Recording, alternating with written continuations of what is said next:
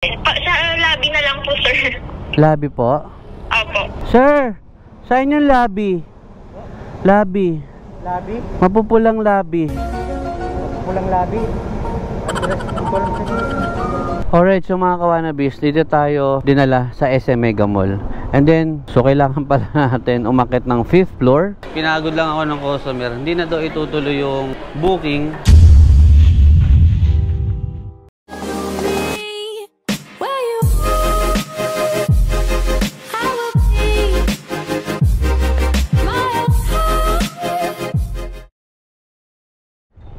Ayan. Yes, sir. Bukyaw. Bukyaw. Deliver? Pick up po. Tawagan mo na lang, nandito na. Apa. Sige, sir. Thank you, sir, ah. Oh, kagandang isipin ang isang mundong puno ng pag-ibig. Ay, dumi ng motor natin. Ngayon alikabok, oh. Doon kasi sa harap ng bahay namin, hindi pa rin matapos-tapos yung ginagawang bahay doon. Buti pa itong race power natin na shocks, oh. Parang ano siya, dust resistant. Dust resistant? Hindi siya masyadong naalikabukan. Ang tagal ng customer natin, mga kawanabis. Kanina pa tayo dito. Nangyari doon, na-stroke na yata sa taas yun. Ang tagal. A few inches later. Hi, sir. Ang bilis niya, sir. June Loren, tama? Apo. Okay, sir. Yan, oh. Alright. Pakitag ako, sir, ha. Okay na, sir. Barley po, no? Okay, barley. Thank you po, sir. Kasi yung Barbie. Salamat po, sir. Thank you po. Shoutout nga pala kay kay Boy2, kay gandang lalaki motovlog. Ewan ko ba sa batang yon. Ang ganda-ganda ng pangalan ng page niya tsaka sa YouTube. Pinilitan ng Boy2. Tinanong ko, sabi ko, bakit Boy2? Sabi niya, Boy Tulog. Check ka. Nakasampalin kita, eh. Isa kasi ako sa nag-isip ng pangalan niya sa social media, mga kawanabis. Ayun, shoutout nga pala kay Boy2 or dating ganda na lalaki motovlog. Binigyan niya tayo ng bago. Ayun, no? Fendi, social, pang power, di ba? Network karampeg. Deliver natin to. Alright, so mga kawanabis, item pick up. Habol tayo, bes! Oh, kapit, oh. Oh, banking yan, oh. Oh, hindi rubber yan, eh. And ang travel time natin is 28 minutes with 14 kilometers. Pasig going to Taguig. Buy sa atin dito is 115 pesos. Anyway, bagong lahat, what's up sa iyo, mga kawanabis? How's you doing? I hope everyone is doing good, doing great. Well, sa amin natin, samahan na naman ako mangulit. Bambisit at syempre, para makapagatid ng standard service sa lahat ng customers with Lala Move. Alright. Pagkapuwing ako. Ayan, so mga kawanabis, share ko lang. Kasali nga pala tayo sa Boss Ironman. Yan, isa sa most exclusive endurance challenge. Parang yun yata yun. Hindi ko alam kung tama yung term ko. Pero grabe, malaki tong event na to. At ayaw tayong pagbigyan. Buti na lang, nakaibo si kuya, pinadaan tayo. So, sobrang challenging nun, mga kawanabis. 1,400 kilometers. Within 24 hours, dapat matapos mo yun. So, parang ikot yata kami ng buong Luzon. Tapos, pinakadulo yung Apari, ganun, nakita ko sa mapa. So, excited ako at the same time. Medyo kinakabahan kasi first time natin sa Boss Ironman. Sobrang happy ako kasi naging part tayo nun. Kaya, shoutout sa Evo Philippines, Team Graffiti. Maraming salamat at binigyan tayo ng pagkakataon. Syempre, hingi tayo ng suporta sa ating mga sponsors like FGDM Advertising, Race Power, syempre ang pinakamamahal nating tire brand, ND Rubber. So nung nakaraan, nagpadala na naman sa akin ng gulong si ND Rubber. Kinabitan ko tong Aerox natin. So far, sobrang okay, sobrang kapit talaga na. Makapit. Parang yung ano ko wala akong sinasabing ganon. Nanonood si Mrs. Anyway, deliver naman na natin to, mga kawanabis. Let's go! Alright, so mga kawanabis, dito na tayo sa drop-off location. Grabe, ang layo ng Taguig na to. Kala ko Taguig dyan lang, market, ganyan. Hindi, ang layo. Kaya pala, Pasig Taguig lang, pero 100 plus yung ano. Thank you po. Hello po. Hello. Liga. Ma'am Janet po. Kayo po? Okay po. Ano ma'am, deliver po. Lala Move po.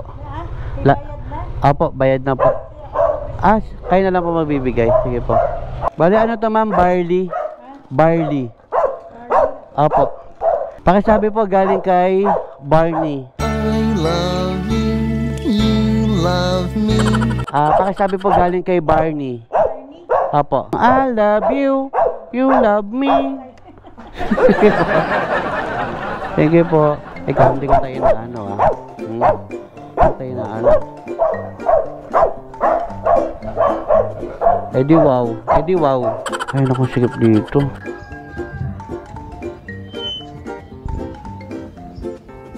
Ang sikip. Kailangan natin matras.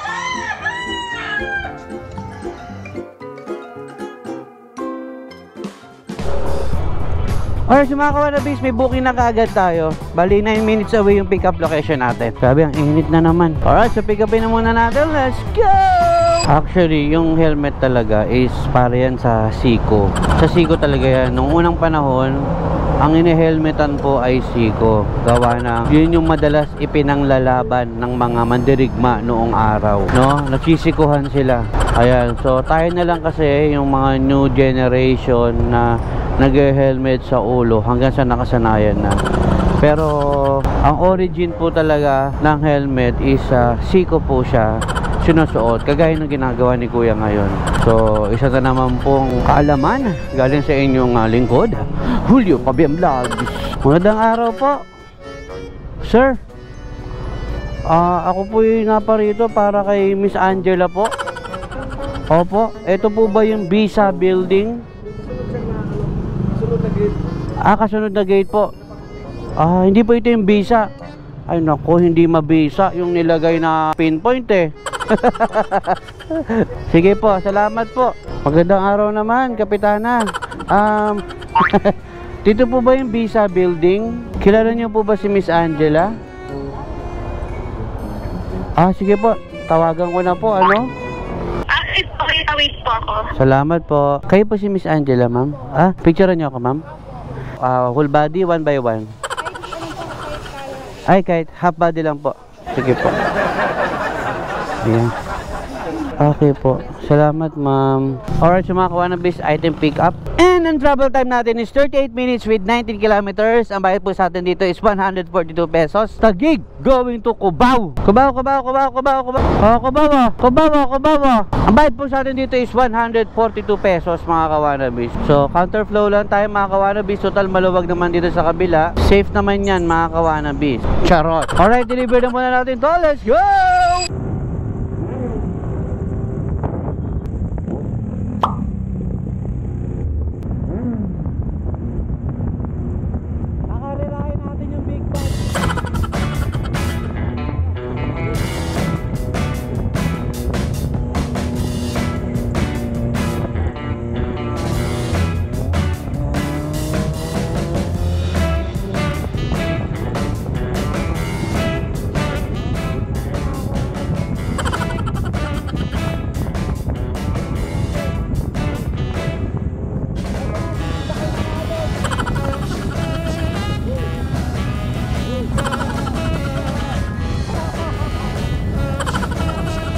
Alright, so mga kawanabis, dito na tayo sa Cubao. Po. Lalamove, ma'am. Dito na po ako sa harap. Ay, sige po. Labababa po ako. Thank you. Thank you po. Wait lang po. Hello po. Malayo, ma'am eh. Magkano po? Check ko lang po. 142, ma'am. Sige na po. Ay, thank you, ma'am. Salamat. Bye-bye. Laki ng tip ni ma'am, oh. Mga kawanabis, lagi kong baon to, Kobe Tar Sealer Inflator, para pag na-flat tayo. Toy, pasubok.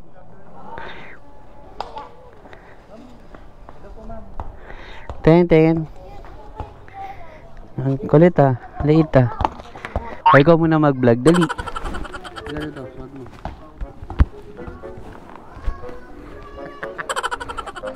Hello?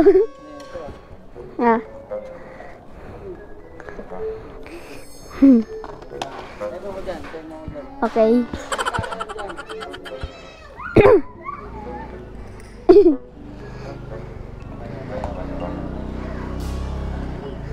Pababa po dyan eh. Pababa. Opo.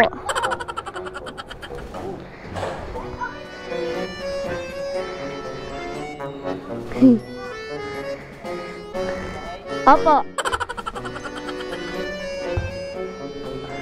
Hey, Ben.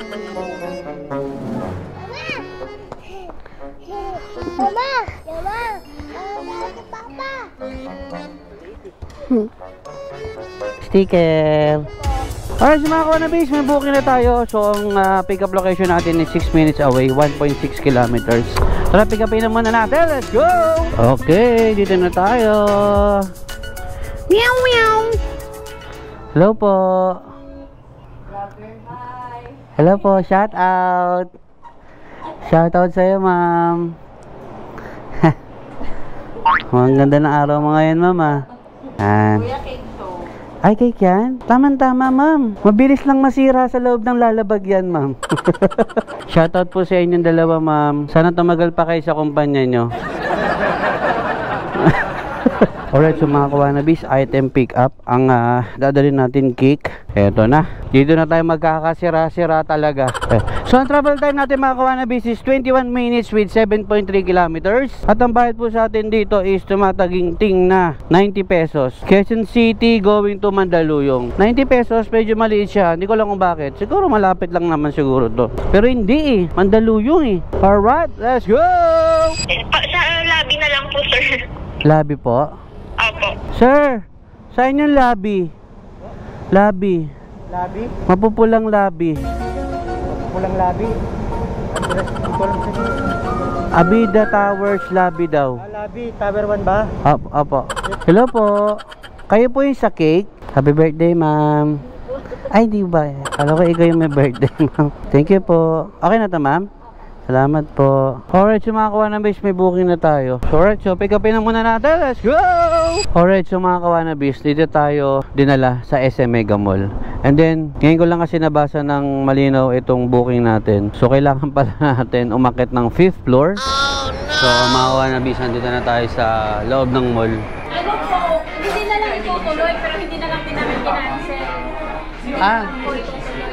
Hindi na lang po. Pero hindi na lang, kaya hindi na lang din namin kinancel. Thank you po. Sige po, thank you po. Salamat po. Okay lang po. Hindi na daw itutuloy yung booking, pero binigyan ako ng 100. Ayan. 82 pesos lang kasi yung ano nila fare. May pa-picture ko? Oh, tara. Mga Kawanabis, meron tayong subscriber dito. Anong pangalan mo, tol? Russell. Russell, shoutout kay Russell. Kaway ka, tol.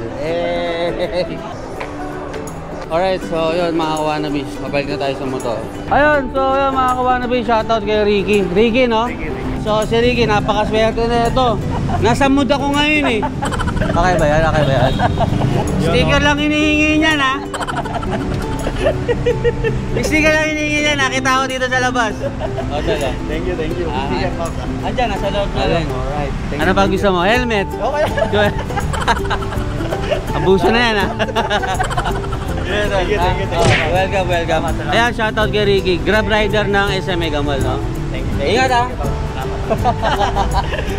Sige, ingat sa biyahe. Alright, so yun mga Kawanabis, rate ko lang yung nangyari kanina. Again and again, kinancel na ni customer yung booking na kasi yung daw talagang magpapadala ng susi is nakaalis na. Siguro hindi na tayo naantay sa sobrang tagal natin mag-parking dito sa baba, maghanap ng slot kasi limitado lang po talaga yung parking dito sa baba. Kailangan natin maghintay ng another rider na aalis para makuha natin yung free parking. No, and then yun nga, pagdating natin sa taas, cancel yung booking. Pero binayaran naman tayo ng buo ng customer at nagtip pa mga Kawanabis. No, nananawagan po ako sa pamunuan ng Lalamove. Sana yung mga ganitong klaseng booking is may extra charge, lalo na kapag malaking abala o yung mga booking na talagang kakainin yung oras ng mga riders natin. Yung nakaraan kasi yung third floor natin na inakyat ko, as in yung building nasa harapan ko lang, akitin ko lang 3 hagdanan. Walang kaso sa akin yung mga Kawanabis. Sabi ko nga sa inyo, depende yan sa sitwasyon. Yung iba kasi talaga mga Kawanabis may mga nagalit doon sa sinabi ko. Well, it's okay, opinion nyo yan, grind nyo yan. Sabi ko nga kanya-kanya tayo ng trabaho. Para sa akin, yung sa booking na yon, hindi ako naargabyado. Alam naman natin mga Kawanabis yung limitasyon ng bawat isa. Malaki na tayo, matanda na tayo, alam natin kung naaabuso na tayo ng mga customers. Alright? I think that's for today's vlog mga Kawanabis! Maraming salamat po ulit sa pagsama sa akin ngayong araw. Thank you so much! Oh, wala na po magagalit sa atin, ha? mga kawanabis, ha? Wala po tayong pinapaboran dito. Customer, kapwa ko rider, doon lang po tayo sa gitna. Kung ano po yung tama. Kung ano po yung nandoon sa black and white. Kung ano po yung nandoon sa inagrihan natin nung tayo nag-a-apply sa Lalamove. Basta lagi lang natin galingan sa trabaho natin, mga kawanabis, pag tayong reklamador. In general to, hindi lang ito sa pagiging delivery rider, Sa lahat ng trabaho, iwasan natin yung pagiging reklamador. Kasi walang magandang naidudulot sa atin yan. Positive lang, mga kawanabis. Hanggat kaya mong gawin, gawin mo. Ibigay mo yung best mo. So keep safe everyone, and as I always say, don't forget to smile, spread some love and good vibes. Once again, this is Sulip Pabian Vlogs, signing off.